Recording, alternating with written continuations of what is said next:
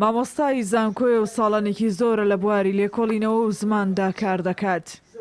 ئەوەندە زمانە کوردیەکەی پەتی و ڕوون و ڕەوانە بە دکتۆر عومەر پەتی ناو دەبرێت. بە وردی قسەم بۆ دەکات و خەمخۆری پەرەپێدانی زمانی کوردیە. ئەو پێی وایە عێراق وەک پێویست نایەوێت زمانی کوردی پەرەپێ بدات. بەڵام خەتای خۆشمانی تێدایە چونکە یاسایەکە هەیە و پێویست بە شەرم ناکات. بواری جێبەجێکردنی یاسا بەهێزەکەی لە چییە؟ لە جێبەجێکردیە. یعنی زۆر یاسا لە کوردستان دەسووە لە عێراقش دەسووە، بەڵام یاسا کە پیادە نەکرا کە جێبەجێ نەکرا ئەم یاسایەوەکوێ نەبوو بێ. بۆیە تکا دەکەم لە خولەکانی داهاتوو لەسەر ئاستی عێراق تەنانەت دەبێ ئەمە وەکو زمان بخوێنرێ.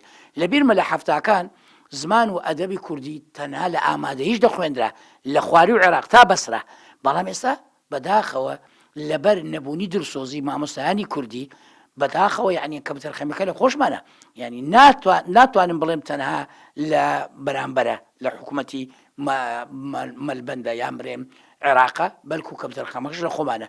دەبێ ئێمە بەرنامە و پلانمان هەبێ بۆ پیادەکردنی زمانی کوردی و بۆ بایەخدان و بۆ بەرەو پێشبردننی زمانی کوردی بە گوێرەی مادەی 4 دەستوری عێراق و یاسای ژمارە 7 ساڵی 2014 زمانە فەرمیەکان لە عێراق هاوشانی زمانی عەرەبی زمانی فەرمیە و دەبێت لە سەرجەم فەرمانگە فەرمیەکانی دەوڵەتی عێراقیدا کاری پێ بکرێت. هەر لە سەرۆکایەتی کۆمار و ئەنجومەنی وەزیران و پەرلەمان تەنانەت وەزیر و پەرلەمانتارانی کورد بۆیان هەیە بە زمانی دایک قسە بکات. بەڵام ئەم مافە کە دەستوریە بە بیانووی جیاجیا پێشێل دەکرێت.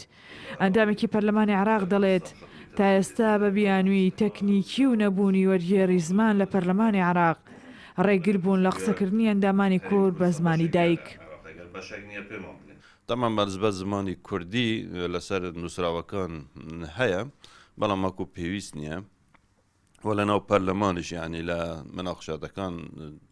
مناقشات دەکرێت، بەڵام دیسان مداخلاتەکان یعنی بە شێوەیەکی فەرمی یان بە شێوەیەکی باش وەکو پێویست لە ناو پەرلەمان بەکار نایە و لە دام و دەستگاکانی حکوومەتی ئیتیحادی لە ناو وەزارەتەکانیش بەکار نایە. ئەوەی کە هەیە مەسەن لەوێ لە ناو لجانەکان یان لە ناو فراکسیۆنە کوردستانیەکان زیاتر کاری پێ دەکرێت، بەڵام ماکو پەرلەمان لە ئاستی پێویستدانیا و چەندین جاریش داوا کرا. یادی ڕۆژی گیانی زمانی دایەک لە 21 شوباتی هەموو ساڵێکدا دەکرێتەوە. ئەوەش وەک پارێزگاریەک بۆ هەموو زمانەکانی جیهان.